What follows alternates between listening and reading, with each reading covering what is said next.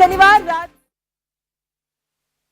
राष्ट्रीय कॉन्क्लेव मन की बात @100 के प्रायोजक हैं जल शक्ति मंत्रालय भारत सरकार, मत्स्य पालन, पशुपालन और डेयरी मंत्रालय भारत सरकार, ग्रामीण विकास मंत्रालय भारत सरकार और सह प्रायोजक हैं इंडियन मैरीटाइम यूनिवर्सिटी और food safety and standards authority of India.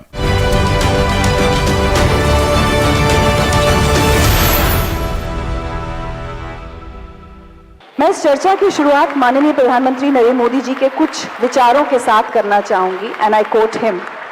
नारी सशक्तिकरण के बिना मानवता का विकास अधूरा है। वैसे अब ये मुद्दा विमेन डेवलपमेंट का नहीं रह गया, बल्कि विमेन लेड डेवलपमेंट का है। चाहे खेल हो या अंतरिक्ष विज्ञान, हमारे देश की महिलाएं किसी भी क्षेत्र में पीछे नहीं हैं। वे कदम से कदम मिलाकर आगे बढ़ रही हैं और अपनी उपलब्धियों से देश का नाम रोशन कर रही हैं। मैं समृद्ध काल में देश की तरक्की में माताओं, बहनों और बेटियों का कई गुना योगदान देख रहा हूं। हम जितने अधिक मौके और सुविधाएं अपनी बेटियों को देंगे, वे हमें उससे कई गुना लौटाकर देश को नई ऊंचाई पर ले जाएंगी। नारी शक्ति की ऊर्जा ही विकसित भारत की प्राणवायु है और ऐसे बहुत से अपने विचार प्रधानमंत्री मोदी समय समय पर हम सबके साथ साझा करते रहे हैं। जब एक देश के प्रधानमंत्री लगातार अपने संबोधनों और खासकर मन की बात में नारी सशक्तिकरण पर बात करें, महिलाओं को आगे आने के लिए प्रेरित करें, आगे बढ़ रही महिलाओं का मनोबल बढ़ाएं, आधी आबादी को उसकी ताकत का एहसास कराएं, महिलाओं के खिलाफ हो रहे अपराधों पर चिंता व्यक्त करें और महिलाओं की जिंदगी बेहतर बनाने के लिए नई नई कैंपेन्स और योजनाओं की शुरुआत करें, तो देश में महिलाओं की और महिलाओं की वजह से देश की तरक्की निश्चित है। और देश की नारी शक्ति और उसके भविष्य पर चर्चा करने के लिए आज मेरे साथ बहुत खास मेहमान हैं। सब अलग अलग क्षेत्रों से हैं। इन सबका परिचय आपसे कराया जा चुका है और वैसे परिचय की इन्हें जरूरत नहीं है। और सबसे पहले हम चाहेंगे हम ओपनिंग रिमार्क्स अपने सभी पैनलिस्ट से लें कि मन की बात और महिला सशक्तिकरण इस देश में पिछले कुछ सालों में क्या बदलाव आपने देखा है अपने अपने क्षेत्र में, अपने आसपास की महिलाओं के साथ। अगर आपने कुछ खास कोई आपके अनुभव रहे वो आप सबके साथ शेयर करना चाहें तो मुझे लगता है 2 मिनट के पहले हम ओपनिंग रिमार्क्स आपसे ले लें, फिर मैं अपने सवाल शुरू करूंगी। Kiran ji, would you like to start with your opening remarks? Thank you, Richa, for this asking me to begin with the opening remarks. हमें इस वक्त ओपनिंग रिमार्क्स पैनलिस्ट को बोला गया है, इसलिए मैं अपने सिर्फ संक्षिप्त में जो एक लेटर के अनुसार हमें पैनलिस्ट को 3-3 मिनट दिए गए थे, इस लेटर के अनुसार अपने ओपनिंग रिमार्क्स देने में मैंने ओपनिंग रिमार्क्स जो आपके लिए सोचे ये 3 मिनट के दायरे में। पहली बात तो मैं समझती हूँ कि अगर हमने इस देश को कि नारियों को, क्योंकि नारी शक्ति पर इस वक्त बात कर रहे हैं, अगर हम we want to see a change in India is to change the mindset of parents. जब तक हम अपने माँ बाप का माइंडसेट चेंज नहीं करेंगे कि वो किस दृष्टिकोण से लड़के और लड़की को देखते हैं, लड़की कितना भी कर ले, कितना ही पढ़ ले, लेकिन क्योंकि जो मानसिकता के बीज माँ बाप बो देते हैं बेटी में, वह उसके घर में रहते हैं और वो भाइयों में भी जाते हैं, ससुराल तक पहुंचते हैं। उदाहरण से मैं कहना चाहूंगी कि जब लड़की को कहा जाए कि तुम पराया धन हो, this is only a temporary house for you as parents, ये तुम्हारा घर नहीं, तुम्हारा घर तो अभी आना है। तो अब लड़की को कितना भी पढ़ा लो, वो सेंस ऑफ ओनरशिप नहीं लेती, वो इनसिक्योरिटी लेती है। और भाइयों को भी ये होता है कि मेरी बहन की शादी कब होगी, वो कब जाएगी और वो कब दूसरे घर में, और ये घर तो मेरा है। मेरी रिक्वेस्ट है कि अगर हमने आने 25 साल में चाहते हैं कि हम महिलाओं की ताकत बढ़े, उसको आर्थिक निर्भरता, आत्मनिर्भरता दिलानी होगी, financial independence and self-reliance. Without financial reliance, you cannot have a woman strong. जो औरत दूसरे पर निर्भर करेगी खाने पीने के लिए, अपने पॉकेट मनी के लिए, पालन पोषण करने के लिए, वह स्ट्रांग नहीं हो सकती, उसको प्रॉब्लम्स क्रिएट होंगी। सो मेरा तो पहला आंदोलन इस देश को है पेरेंट्स की माइंडसेट, और पेरेंट्स ही में नहीं, बुजुर्गों के, जो बुजुर्ग भी हैं फैमिली में, you have extended families in India, what do they think about it? Why don't they treat boys and girls equally? दोनों को पढ़ाएं, दोनों को लायक बनाएं, दोनों को बोले तुमने आत्मनिर्भरता करनी है. If this is a message equally to boys and girls, the attitude of the girls will change. And thereafter, वो फिर सोचने लग जाएंगी मैंने अपनी कमाई कैसे करनी है. मैंने चाहे पॉकेट मनी कमानी हो, मैं हुनर कौन सा हुनर लूं. जब तक वो और हुनर उनको देना है. हुनर कहाँ से आएगा? स्कूलों से आएगा. Now it's the teacher. The school with the national education policy is bringing in vocational training.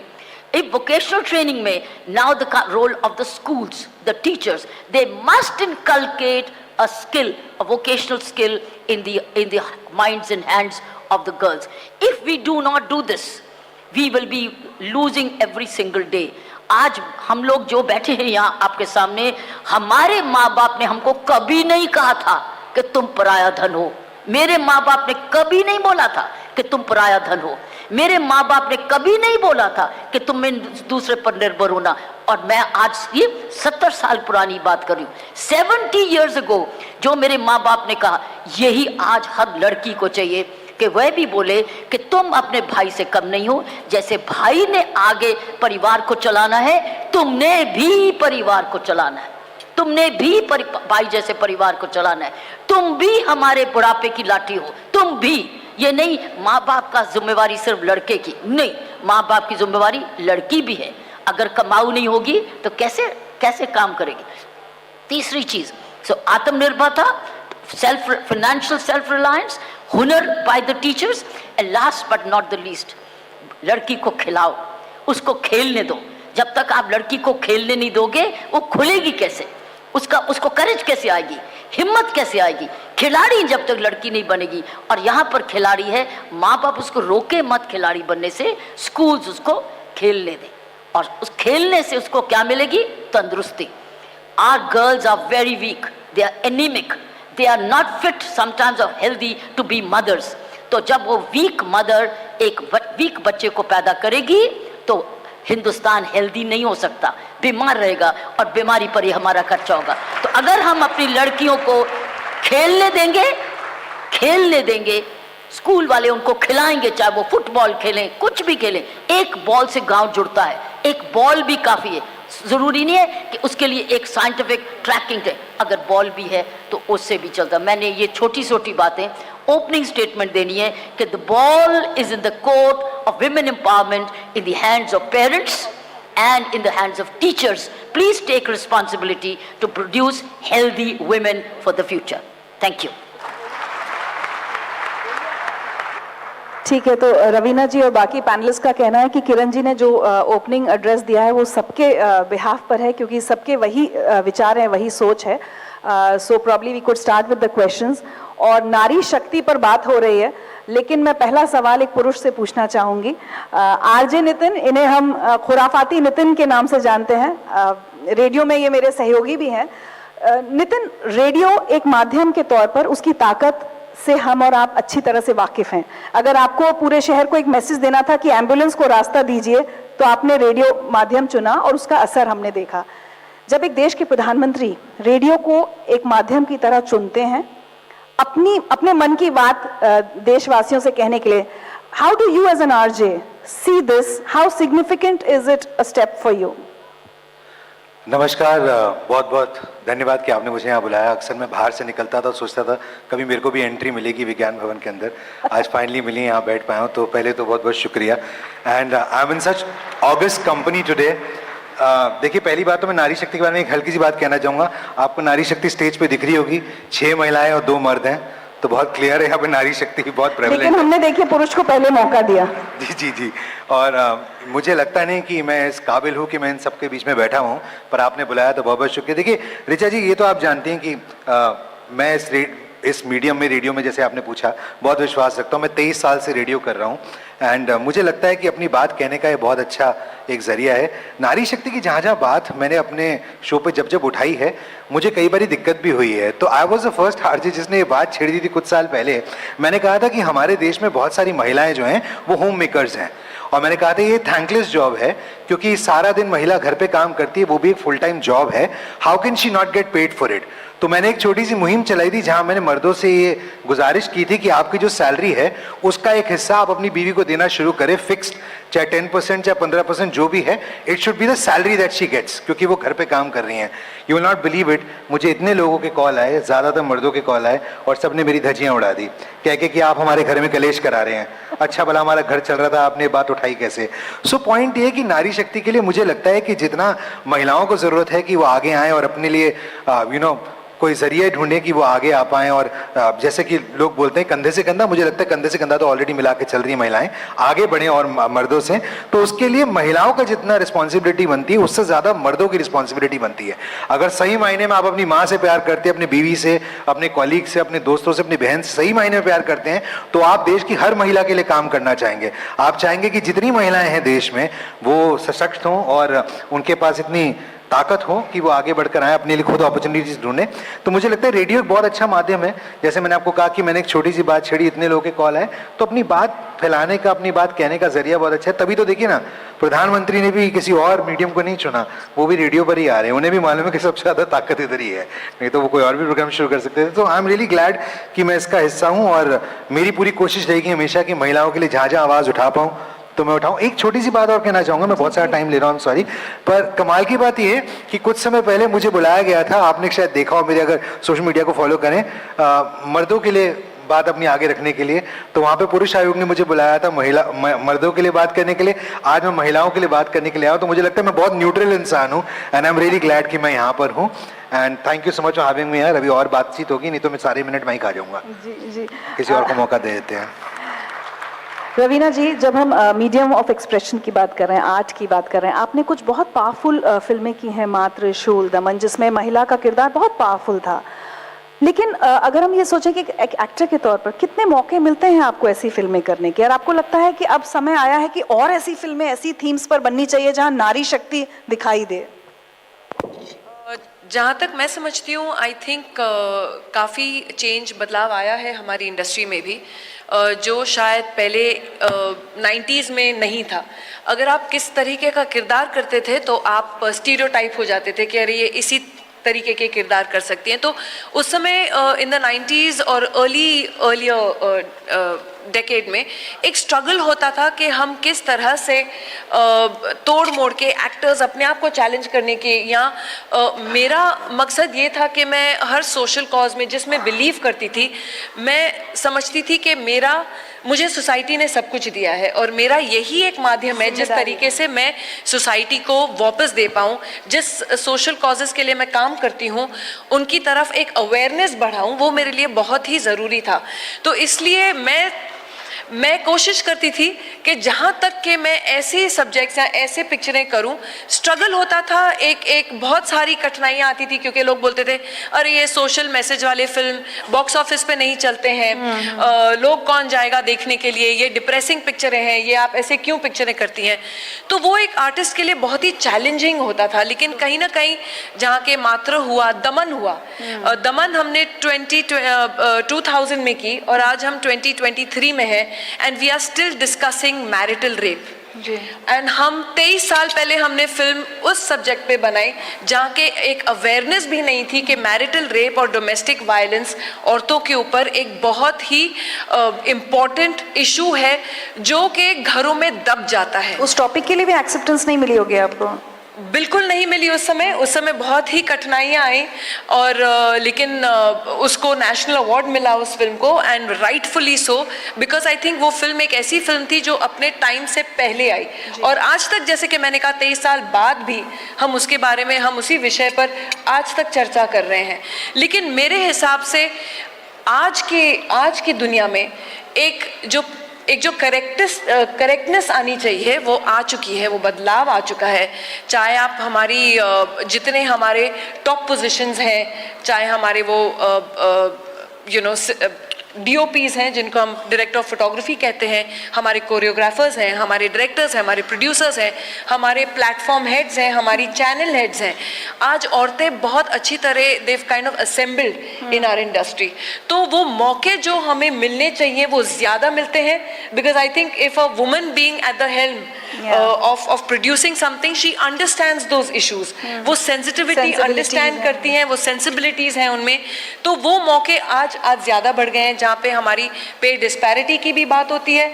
तो आज की हमारी टीवी इंडस्ट्री में औरतें, women are paid much higher actually than their male counterparts, which is a great thing because of the kind of work they do, and I think हमारी TV industry में women rule।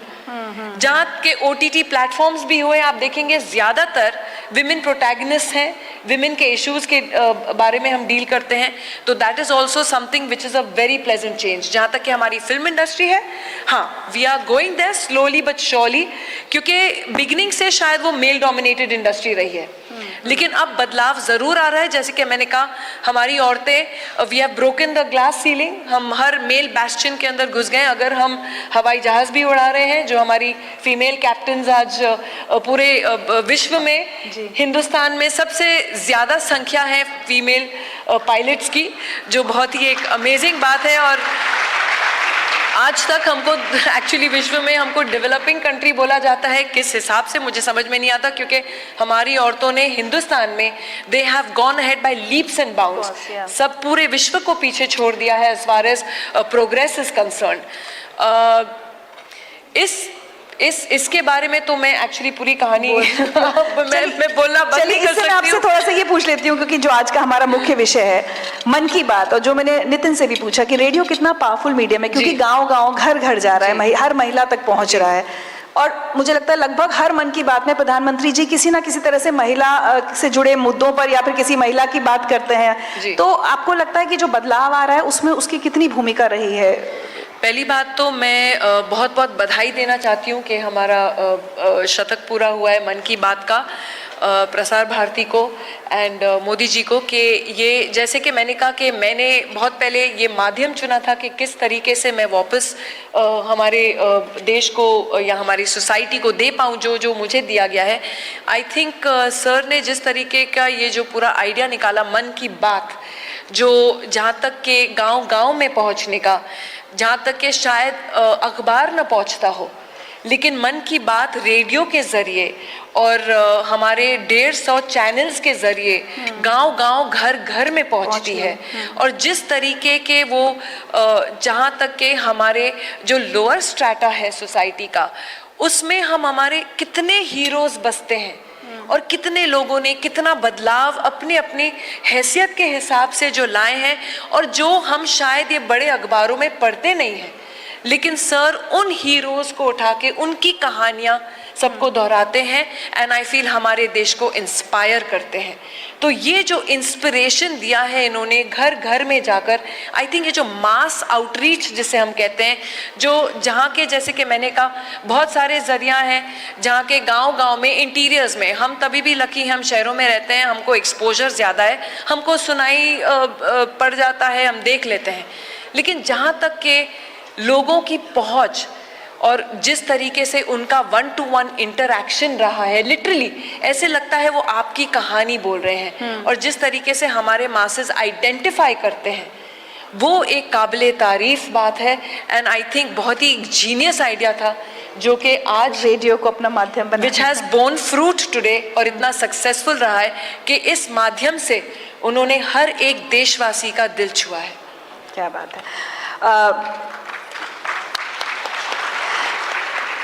Dhimant, better India मुझे personally इसलिए बहुत अच्छा लगता है, जब हर तरफ बहुत नेगेटिव न्यूज़ चल रही हो, ऐसा लगता है सब कुछ बहुत ख़राब हो रहा है, तो आप बेटर इंडिया की जब कहानियाँ पढ़ते हैं, लोगों की individual stories of courage and इतना सब कुछ, मुझे एक बात बताइए, आपके रिपोर्टर्स बहुत ग्राउंड पर बहुत रिपोर्टिंग करते हैं, गांव-गांव जाते हैं, इंस्पिरेशनल स्टोरीज हम तक लेकर आते हैं, कुछ खास जो योजनाएं रही हैं, चाहे वो स्टैंड अप इंडिया हो, चाहे इनफैक्ट जब कुछ कैंपेन, सेल्फी विद डॉटर हुआ, सेल्फ हेल्प ग्रुप्स को जो सरकार ने पहल की, या आवास योजना, आपने कितना बदलाव, और प्रधानमंत्री जी, जैसा मैंने पहले भी कहा कि महिला सशक्तिकरण की जो बात करते हैं हर मन की बात में, आपके रिपोर्टर्स जमीनी स्तर पर कितना बदलाव देख रहे हैं लोगों की मानसिकता में?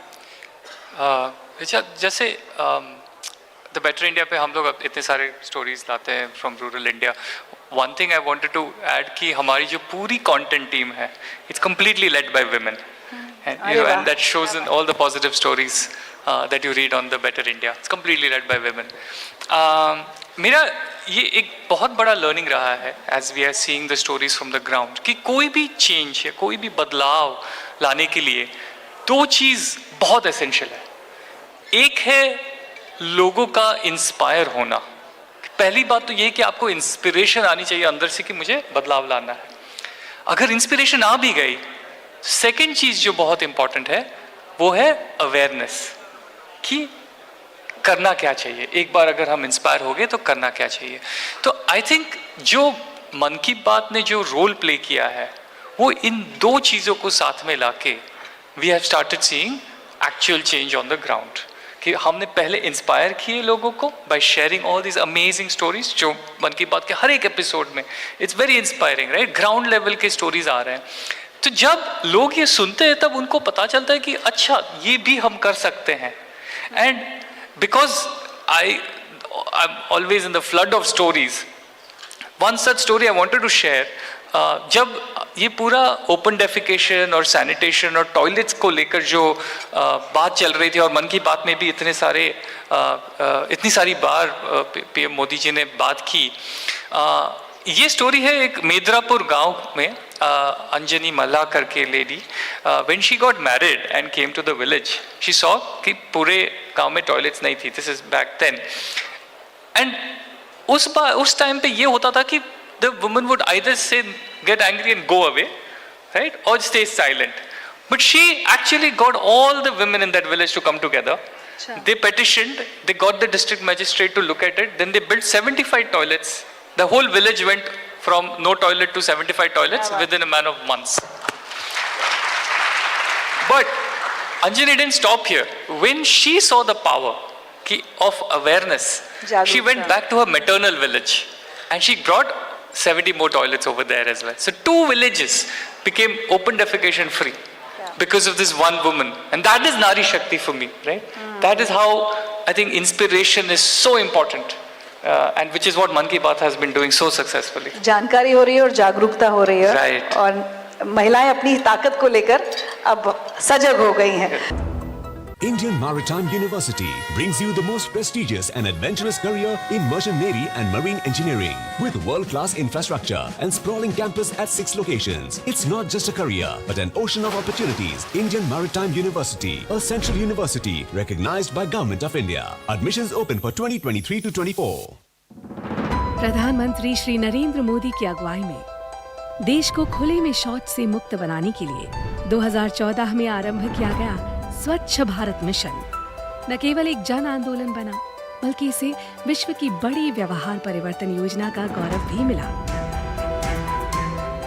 स्वच्छ भारत मिशन ग्रामीण की अपार सफलता के बाद जरूरत थी इस परिवर्तन को स्थायी बनाने की और इस लक्ष्य को हासिल करने के लिए स्वच्छ भारत मिशन के दूसरे चरण यानी कि ODF+ की शुरुआत की गई. साथियों, खुले में शौच से मुक्ति के बाद अब दायित्व और बढ़ गया है. देश को ODF के बाद ODF+ बनाने के लक्ष्य पर काम चल रहा है. अब हमें कचरे से कंचन बनाने का काम को तेज करना है. पूरे देश में ODF+ या संपूर्ण स्वच्छता पर खास ध्यान दिया जा रहा है. स्वच्छता केंद्रित जागरूकता अभियानों के द्वारा जन जन तक स्वच्छता की सीख, पेंटिंग और फिल्म मेकिंग जैसे नए और रोचक तरीकों से पहुंचाई जा रही है. देश में स्वच्छता संवाद कार्यक्रमों का आयोजन किया गया जिनमें लोगों ने पूरे उत्साह के साथ हिस्सा लिया और प्लास्टिक कचरे से देश को मुक्त कराने की शपथ ली. जैविक कचरे के निपटान और उससे अतिरिक्त आमदनी पाने के बारे में भी लोगों को जागरूक किया जा रहा है, जिससे बड़ी संख्या में लोग गोबर धन योजना से जुड़ रहे हैं और गोबर से बायोगैस एवं जैविक खाद के उत्पादन को बढ़ावा मिल रहा है. जैविक और रिसाइक्लेबल कचरे को अलग रखने और उसके उपचार पर विशेष ध्यान दिया जा रहा है. ग्रे वाटर प्रबंधन के अंतर्गत लाखों की संख्या में सोख्ता गड्ढों का निर्माण किया जा रहा है। इसके अलावा पुराने एक गड्ढे वाले शौचालयों को रेट्रोफिट करके 2 सोख्ता गड्ढों वाले शौचालयों में बदला जा रहा है और मल प्रबंधन पर भी विशेष ध्यान दिया जा रहा है। देश भर में लोगों का उत्साह और जन भागीदारी इस बात का प्रमाण है कि आत्मनिर्भरता का ये मॉडल लोगों तक पहुंच रहा है और हमारे गांव ODF से ODF प्लस की ओर अग्रसर हो रहे हैं। लेकिन देश को संपूर्ण स्वच्छ बनाने के इस अभियान को मंजिल तक पहुंचाने के लिए अभी हमें लंबा रास्ता तय करना है, जिसके लिए सभी देशवासी पूरे जज्बे से कोशिश कर रहे हैं और इन्हीं कोशिशों के कारण आज हमारा देश स्वच्छता से स्वावलंबन की ओर अग्रसर है।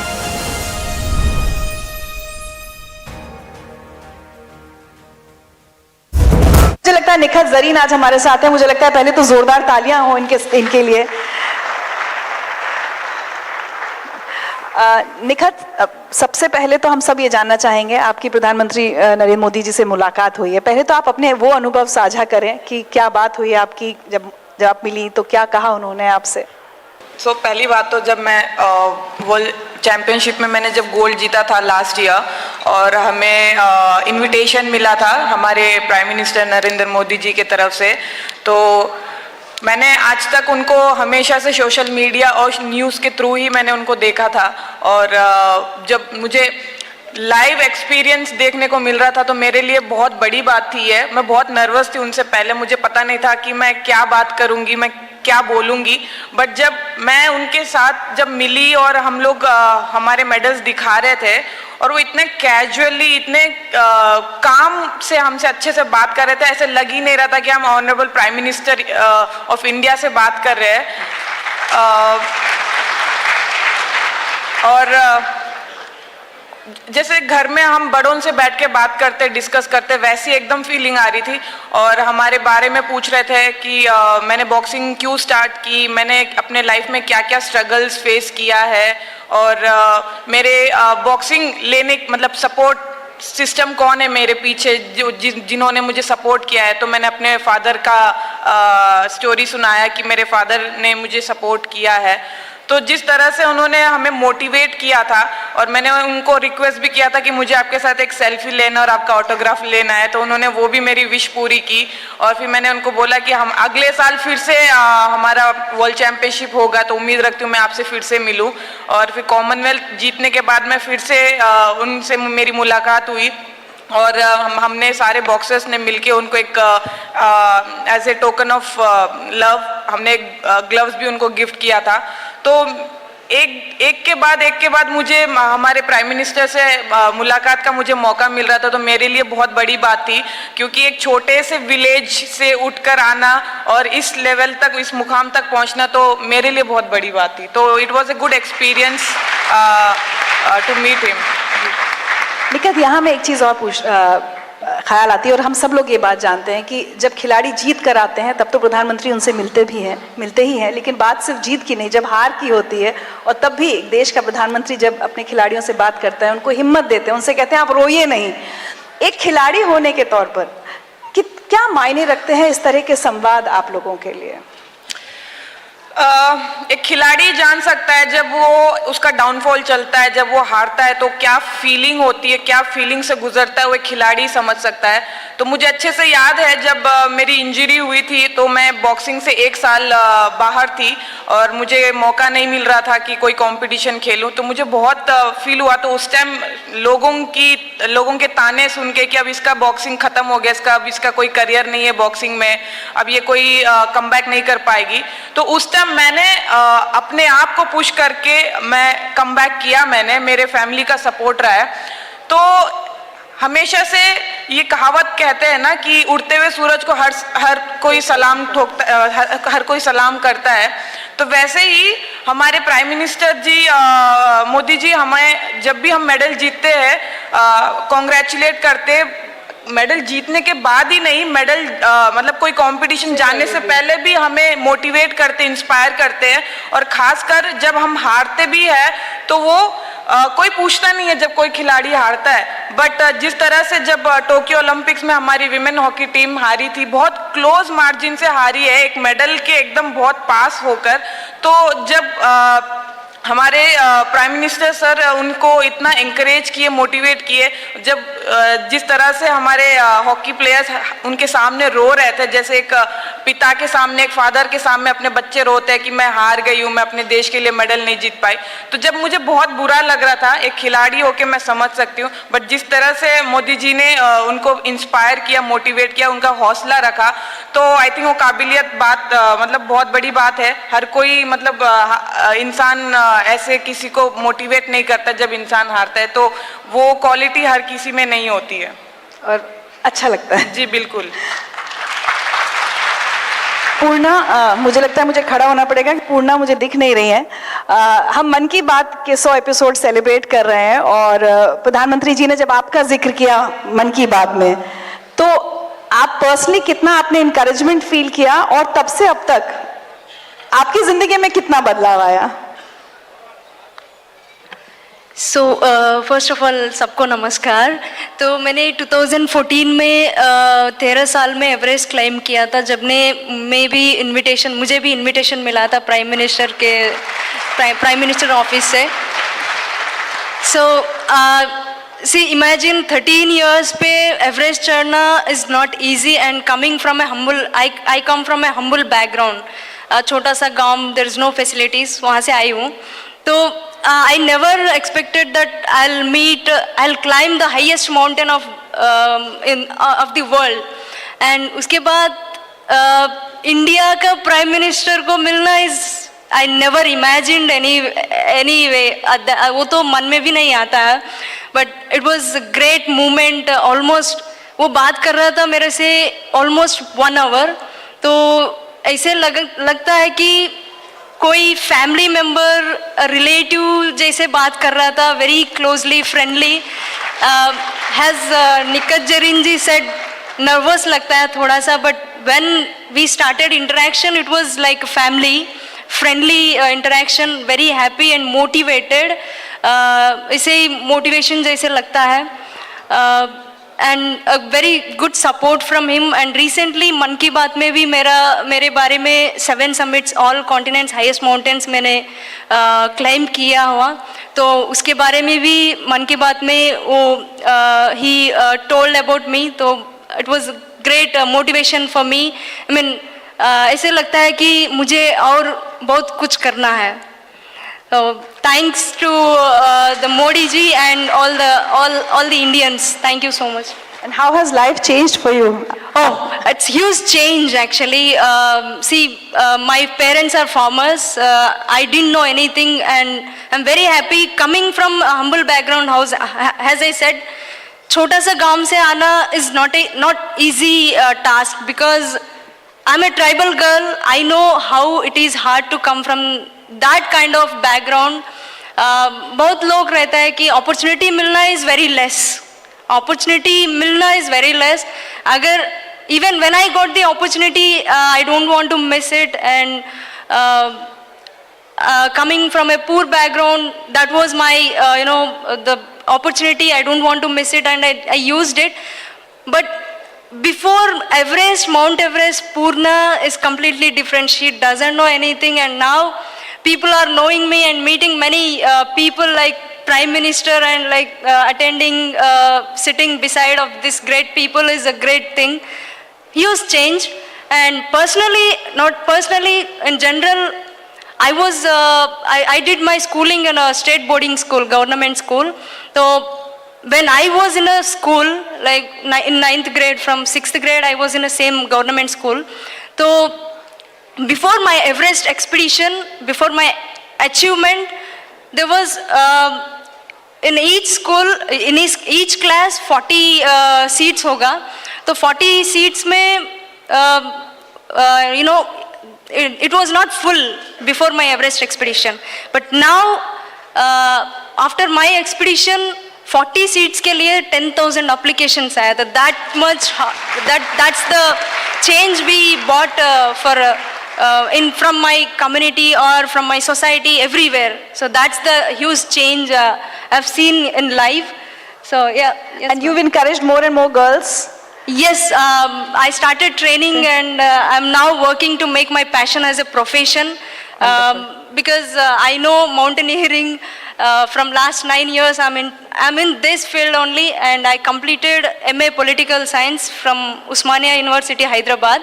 So yes, I'm now training many youngsters. I wanted to expand, this adventure throughout the India to encourage many youngsters, to invite many more youngsters.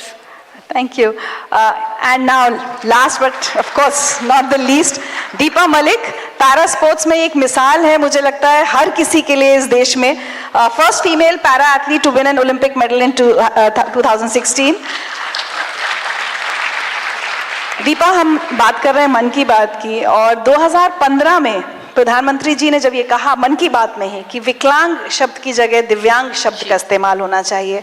As I've seen you as an advocate for inclusion, accessibility, rights के लिए आप हमेशा बात करती रही हैं.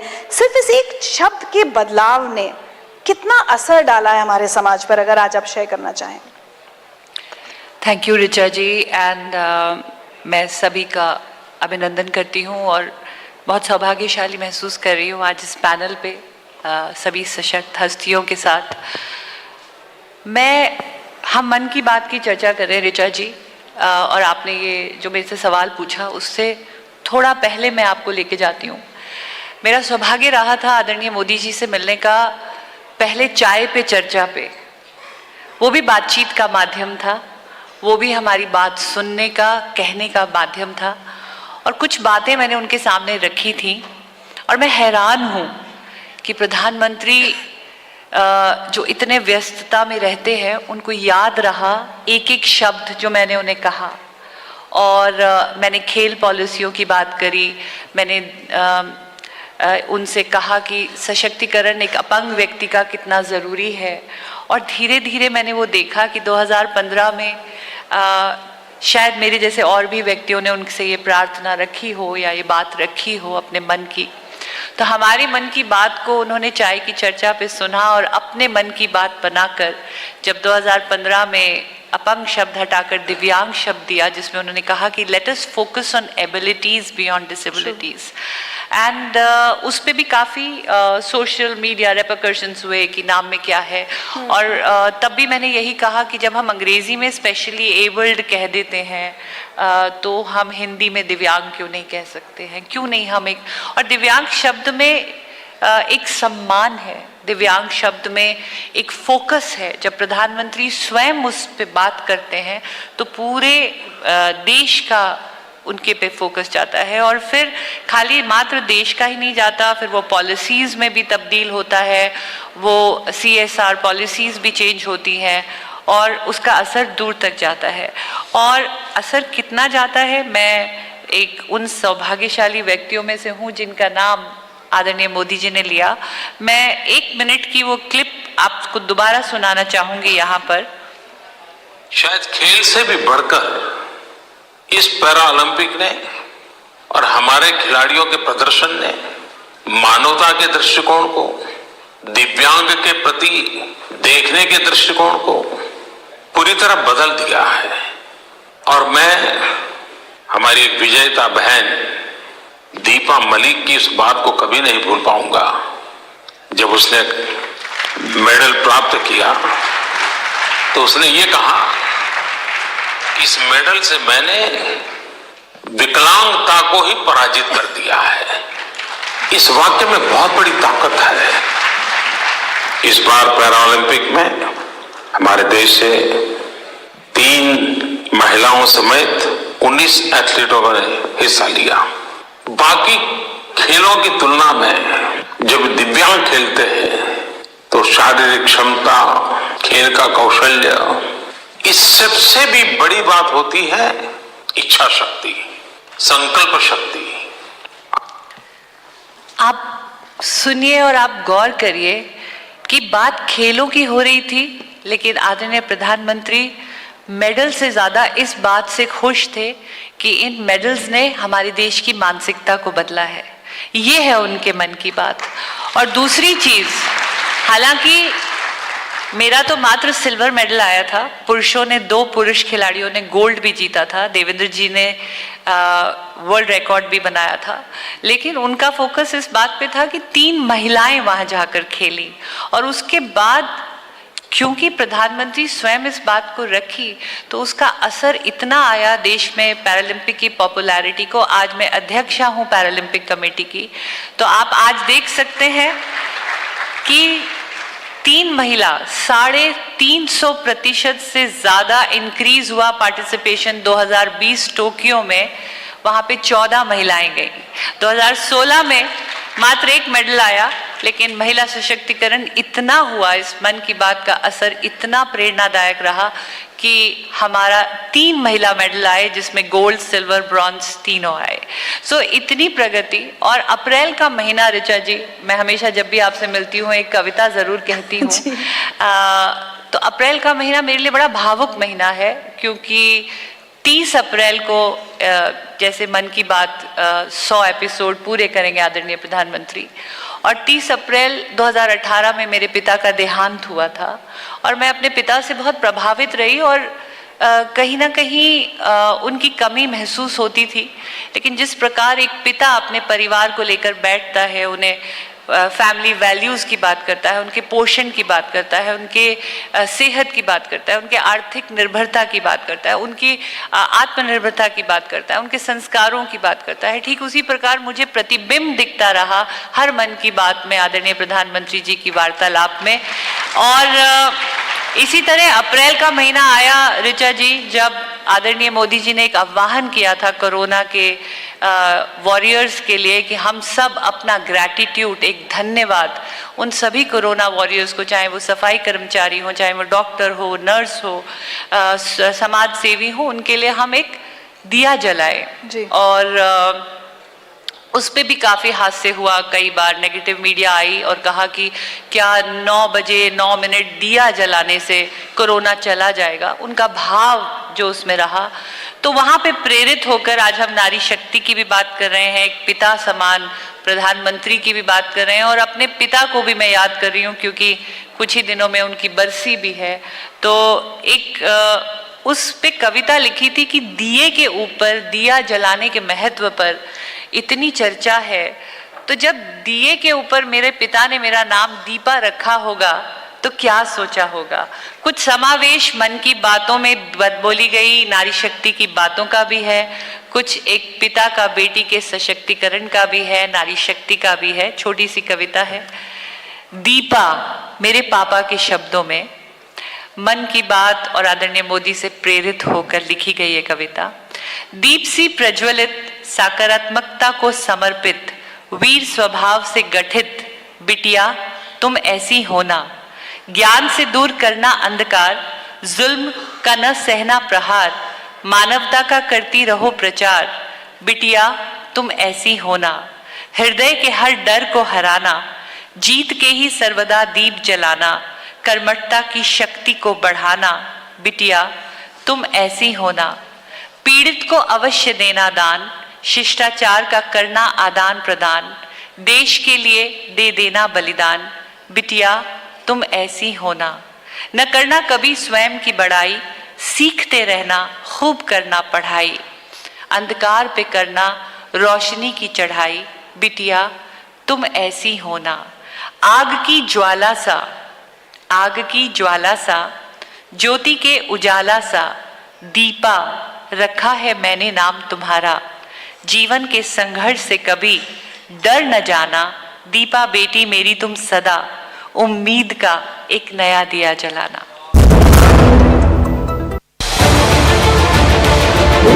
उत्तर से दक्षिण तक, पूर्व से पश्चिम तक, देश हो या दुनिया की खबर है तो पड़ताल जरूरी है।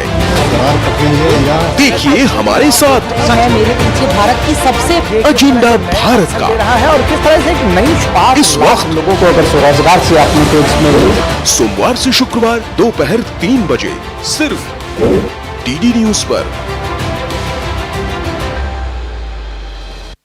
दिन भर की सुर्खियों से अलग खबरों की दुनिया और भी है।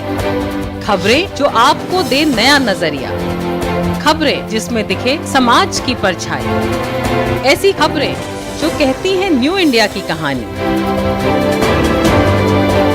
खबरें जो है अनछुई, कुछ खट्टी कुछ मीठी, हम लाते हैं आपके लिए ढूंढकर। खबर हटकर सोमवार से शुक्रवार सिर्फ डीडी न्यूज पर।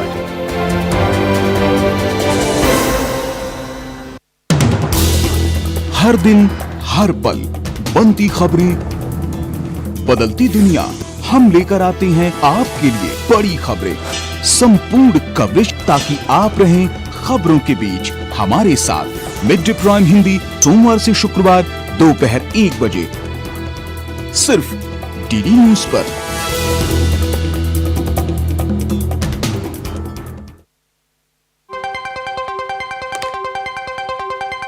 राजनीति की चाल से दुनिया के हाल तक, खेल के मैदान से किसान के खलियान तक, दिन भर की हर छोटी बड़ी खबर को समेटे खबर के हर किरदार को दिखाते हैं हम।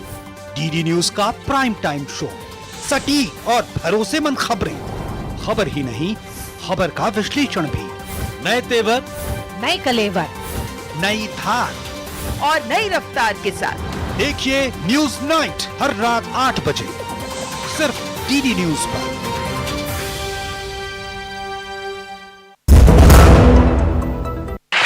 बेटी बचाओ बेटी पढ़ाओ का भाव भी आपने लिया हुआ है। समय की बहुत कमी है, मुझे कहा जा रहा है कि हमें वाइंड अप करना है। एक मिनट बस मैं लास्ट में निखत आपसे पूछना चाहूंगी, खेलो इंडिया के बाद आपको लग रहा है हमारी बहुत सारी बेटियां खेलने आगे आ रही हैं, बाहर आ रही हैं घरों से, और उनके माता पिता उनके परिवार सपोर्ट कर रहे हैं? बहुत संक्षेप में, फिर मैं लास्ट रिमार्क रवीना जी से लूंगी। जी हाँ, मुझे याद है जब मैंने बॉक्सिंग स्टार्ट की थी तब इतने कंपटीशन नहीं होते थे, स्पेशली जब कोई खिलाड़ी स्पोर्ट्स कर रहा होता है तो उसको सबसे ज़्यादा फाइनेंशियल सपोर्ट की बहुत ज़रूरत होती है। और खेलो इंडिया गेम्स के थ्रू जब आप उस कंपटीशन में मेडल जीतते हो तो आपको खेलो इंडिया स्कीम के थ्रू आपको फाइनेंशियल सपोर्ट भी मिलता है। तो आई थिंक हमारे ऑनरेबल प्राइम मिनिस्टर जी ये स्कीम निकालकर एक बहुत सपोर्ट दिया है एथलीट्स को। स्पेशली खेलो इंडिया गेम्स में mostly women athletes national record बनाया है, ब्रेक किया है, तो वो कहीं ना कहीं एक बहुत बड़ा मोटिवेशन और लोगों के लिए एक एनकरेजमेंट है कि जितना विमेन पार्टिसिपेशन होगा उतना ही आप और भी अदर विमेन को आप इंस्पायर करते हो। और नॉर्मली क्या होता है जब हम नेशनल के लिए रेडी होते हैं तो हमें इतना इंडिया को खेलने के लिए, इंडिया रिप्रेजेंट करने के लिए, इंटरनेशनल लेवल तक पहुंचने के लिए हमें खुद के पैसे लगा के तैयारी करनी होती है।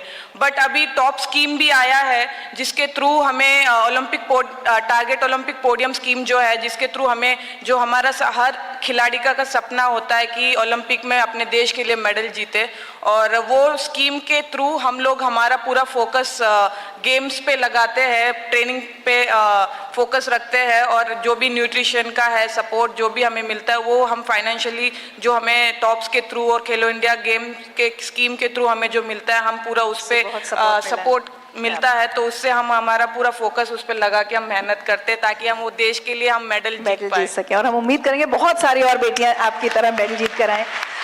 रवीना जी, बिकॉज G20 प्रेसिडेंसी है अभी, और तो मुझे लगता है सवाल इस पर जरूर बनता है, आप W20 का हिस्सा हैं, एक तो वो आपका एक्सपीरियंस कैसा रहा है, and you think India can lead the world by example when it comes to women empowerment? I think जहाँ तक कि हिंदुस्तान का प्रोग्राम रहा है G20 W20 जो है, जो हमारा विमेंस भाग है of G20, it comes under the umbrella of G20। तो जहाँ तक कि W20 का एक्सपीरियंस रहा है मेरा बहुत ही बढ़िया रहा है। जिस तरीके के कार्यक्रम हमने किए हैं, जिस तरीके के स्कीम्स किए हैं, और जिस तरीके के एक ब्रेन स्टॉर्मिंग है जहाँ हमारी महिलाएं जितनी लीडर्स हैं फ्रॉम ऑल ओवर ग्लोबली, हमारे पूरे विश्व से दूसरे देशों से जो आई हैं, और जिस तरीके के आइडियाज़ शेयरिंग हुए हैं, जहाँ के आगे हमारी पॉलिसी मेकिंग जिस पे अब बसे बसेगी, उस एजेंडा के ऊपर बसेगी, तो ये एक बहुत ही मेरे लिए एक बहुत ही एनरिचिंग एक्सपीरियंस रहा है। एंड मेनली जो विभाग जिस टॉपिक्स के बारे में मैंने बात किया, आई थिंक वो थे जो हमारी औरतें ग्रास रूट लेवल, जो हमारे रूरल हिंदुस्तान जो उस इंटीरियर से आती हैं, उनको बढ़ावा कैसे देना, उनको इकोनॉमिकली इंडिपेंडेंट कैसे बनाना, उनको स्किल्स सिखाना, उनको लिटरेसी की तरफ ले जाना ताकि वो आत्मनिर्भर बन सके। और मैं एक चीज़ कहना चाहूँगी, मैं समझती हूँ मैं उस देश की पैदाइशी बेटी हूँ जहाँ हमारे देश में औरतों को पूजा जाता था। आज हम नारी शक्ति की बात कर रहे हैं, लेकिन हमारी बेटियाँ शक्ति के रूप में पैदा होती थी। चाहे आप उसको चंडी, काली या दुर्गा के रूप में दे लो, उस ज़माने में उनको वो बोला करते थे। आज के हमारे ज़माने में वो हमारी सोल्जर्स हैं, हमारी एयरफोर्स पायलट्स हैं और हमारी नेवी में काम करती हैं, और आज हमारे पुलिस में, आज हमारे बॉर्डर पे हैं। और यस ऑफ कोर्स जो हमारी जितनी औरतें वर्दी में, इनका क्या कहना, ये तो जानती हैं, बचपन से मैं फैन हूँ। मेरे पास किताब थी इनके न्यूज़पेपर कटिंग्स की, जहाँ ये खड़े होके धोती थी लोगों को, मुझे बड़ा मज़ा आता था। मैं तो बचपन से इनकी फ़ैन रही हूँ। और अगर आप बात करेंगे लक्ष्मी की, हमारी जो बेटियां लक्ष्मी पैदा हुई आज के ज़माने में, वो हमारी अकाउंटेंट्स हैं, हमारी बैंकर्स हैं, हमारी इन्वेस्टमेंट बैंकर्स हैं, हमारी एजुकेटेड चार्टर्ड अकाउंटेंट्स हैं। आप अगर बात करेंगे सरस्वती की, तो हाँ, हमारी कला में हमारी औरतें कहाँ कहाँ नहीं पहुँच गई हैं, और कितने बाय लीप्स एंड बाउंड्स, जैसे कि मैंने कहा। अगर आप बात करेंगी स्पोर्ट्स की, तो हमारी निखत बैठी हैं, हमारी पूर्णा बैठी हैं। तो ये अपने आप में ही हमारी नारी शक्ति है, और हमारे देश में ये सदियों से कायम रहा है। तो हम उस ज़माने में ऐसी औरतों को पूजते थे, और आज भी हमारी बेटियां दिखा रही हैं कि वही नस्ल चलती आ रही है और कहाँ तक हम पहुँच गए हैं। तो ये जो हम W20 की बात कर रहे हैं, कमिंग बैक टू दैट, जो एक दूसरा मेरा जो भाग था, जिस विभाग में मैंने बात की और जो मेरी रुचि रहे, वो इन्वायरमेंट और ग्लोबल वार्मिंग जो हो रहा है, हमारी जो क्लाइमेट क्राइसिस है, और हम औरतें उसमें कैसे बढ़ावा दे सकते हैं। क्योंकि अगर आप देखें, हर गांव में या कहीं भी, आप मेट्रो सिटीज़ भी देख लें, जो हमारे घर में जो औरतें रहती हैं, जो सस्टेनेबल या रिसाइक्लेबल या यस, वो औरतें ज़्यादातर करती हैं अपने घरों में, तो वो दे लीड द वे। तो उनको और उसमें कैसे अवेयरनेस फैलाना, ताकि जहां आप देखें औरतों से ही नस्ल और हर जनरेशन आगे बढ़ती है। तो बहुत ज़रूरी है हमारी औरतों को और उस विभाग में अवेयरनेस फैलाना, ताकि वो आगे अपनी जो आने वाली पीढ़ियां हैं उनको वो यही ज्ञान या लर्निंग जिसे आप कहते हैं वो देंगी। एंड मैं समझती हूँ कि एक अच्छी दुनिया आगे बढ़ाने के लिए सबसे पावरफुल हैं हम माएँ, और सबसे पावरफुल हैं हम औरतें, सबसे पावरफुल हैं जो हम सास बन जाती हैं, बेटी बन जाती हैं, बहू बन जाती हैं। लेकिन कहीं ना कहीं हमारी रिस्पॉन्सिबिलिटी और बढ़ जाती है हर किरदार में, क्योंकि हम हैं जो आगे वाली पीढ़ी को ज़्यादातर अपना समय देते हैं, अपने बच्चों को समय देते हैं, और उनको हम मोल्ड करते हैं, उनको हम बनाते हैं। तो उनको ऐसे नागरिक बनाइए कि आप ही नहीं, लेकिन पूरा देश सर उठाकर उनको सलाम करे। Thank you so much. बिल्कुल, प्रधानमंत्री नरेंद्र मोदी जी अगर अपने हर मन की बात में महिलाओं की बात कर रहे हैं, वो चाहे उनको नए मौके देने की बात हो या बढ़ावा देने की, चाहे उनकी सुरक्षा की बात हो या सशक्तिकरण की, तो ज़रूरी ये भी है कि हम सिर्फ वो मन की बात सुने नहीं, बल्कि उस पर अमल भी करें। और बहुत ज़रूरी है कि हम सारी महिलाएं अपने आसपास की हर महिला का हाथ थामकर उसको भी आगे बढ़ाएं, तभी हम सब और ये देश आगे बढ़ सकेगा। बहुत बहुत शुक्रिया हमारे सभी एस्टीम्ड पैनलिस्ट का, और आप सबका भी इस चर्चा में शामिल होने के लिए। ये बातचीत मुझे लगता है पूरे दिन चल सकती है, लेकिन समय की कमी मेरे पास। जी, मैं जाने से पहले बस मैंने कुछ बहुत छोटी सी चीज़ लिखी। मैं चाहता हूँ जाते जाते जितने मर्द हैं उनको एक मैसेज देके जाऊं, क्योंकि बार बार जब महिलाओं की बात होती है तो हम ना चाहते हुए भी कई बारी अबला, कमज़ोर, कम ऐसे शब्दों का इस्तेमाल करते हैं। तो उन्हीं शब्दों का इस्तेमाल करके, मैं बहुत अच्छा पोएट नहीं हूं, पर कुछ लिखा है कि कईयों पर पड़ जाए भारी है तू वो अबला नारी, कईयों पर पड़ जाए भारी है तू वो अबला नारी, दुर्गा माँ बहन वधू हर रूप है तू निभारी, है तू वो अबला नारी। जिसने तुझे समझा है कम, कमजोर है खुद को पाया, जिसने तुझे समझा है कम, कमजोर है खुद को पाया, तरक्की मुमकिन नहीं किसी की बिन तेरे साथ, बिन तेरी छाया। अनजान वही नादान वही जिसे ये बात समझ ना आ रही, अनजान वही नादान वही जिसे ये बात समझ ना आ रही, कईयों पर पड़ जाए भारी है तू वो अबला नारी। Thank you. Thank you very much. राष्ट्रीय कॉन्क्लेव मन की बात एट 100 के प्रायोजक थे जल शक्ति मंत्रालय भारत सरकार, मत्स्य पालन पशुपालन और डेयरी मंत्रालय भारत सरकार, ग्रामीण विकास मंत्रालय भारत सरकार और सह प्रायोजक थे इंडियन मैरीटाइम यूनिवर्सिटी और फूड सेफ्टी एंड स्टैंडर्ड्स